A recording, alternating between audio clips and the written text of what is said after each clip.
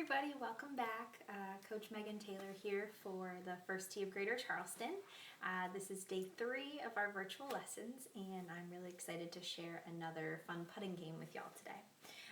Just as a reminder, today is the second day that we'll be focusing on the second portion of our code of conduct. If you remember, we started with respect for myself, and yesterday we introduced respect for other people. Today we're going to be focusing on respect for other people as well as putting. So the first thing is, yesterday we put a post up on Instagram and asked if, you might see right here, yep, and asked if anyone had ways that they showed respect for other people. And we got some really cool responses from actually 2 of our alums. So Liv says, this is mostly for my friends on YouTube who I'll be posting for later who might not have Instagram. I've actually used a lot of respect in college because you have to learn how to respect your roommates and suite mates by keeping your room clean. Also, being on the golf team, you really need to learn how to respect your teammates by listening to them when they have their opinions and get feedback moving forward. Awesome, thanks Liv. And this one's from Rai.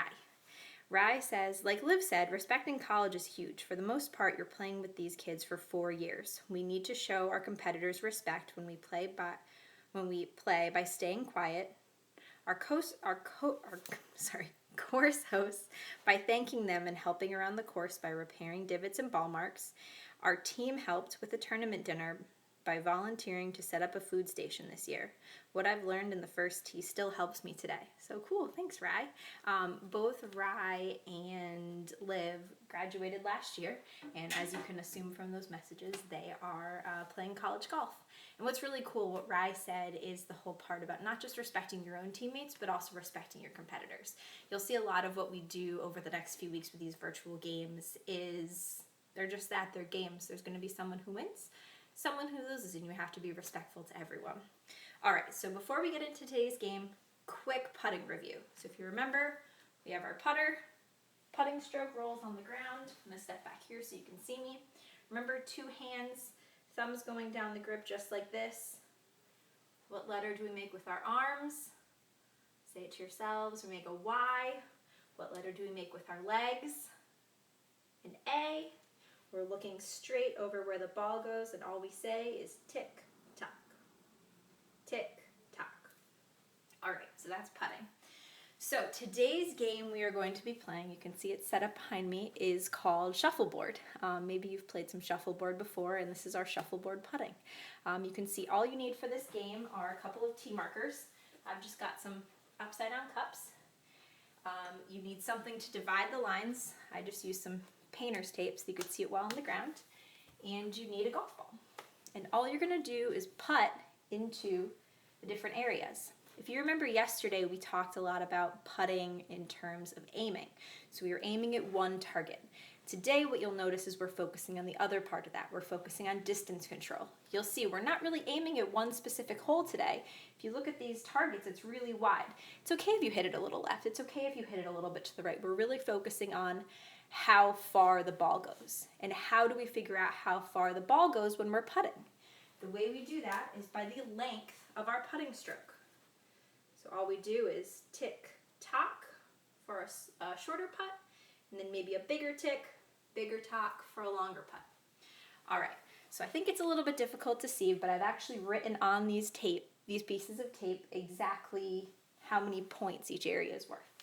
So if you look right here, there's a 1, there's a 2, and there's a 3. That's what's great about tape, you can write on it. So I'm going to putt from starting at my tee markers right here. If my ball stops in between the first 2 pieces of tape, that's 1 point.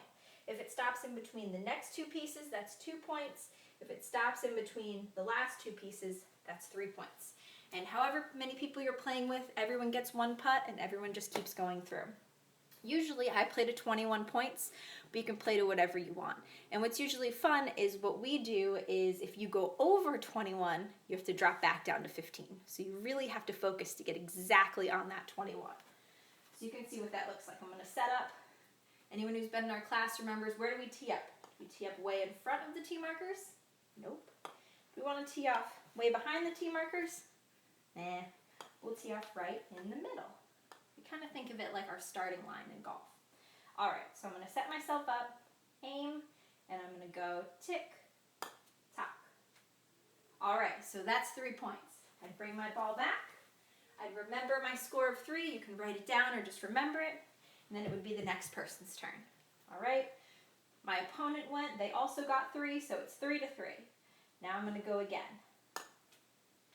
All right, that time I only got 2 points. So my total now is 5. So like I said, you keep going back and forth until whoever gets to 21 first.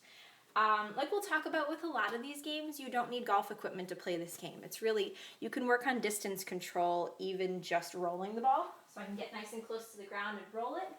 If you're outside in a big area, you could play this on your driveway and play it with a hockey stick, kick a soccer ball, whatever you like. So it's definitely versatile in that way.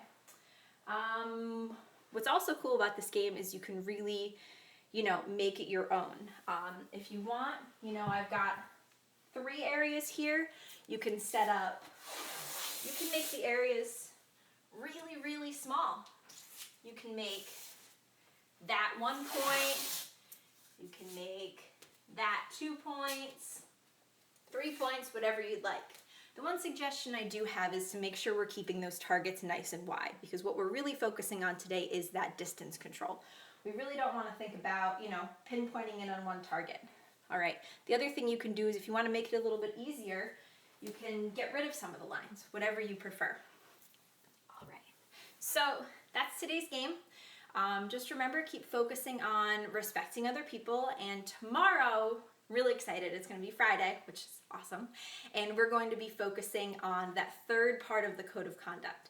But in addition to that, we are also going to be hosting the start of a contest tomorrow, so please make sure you come back, share, follow.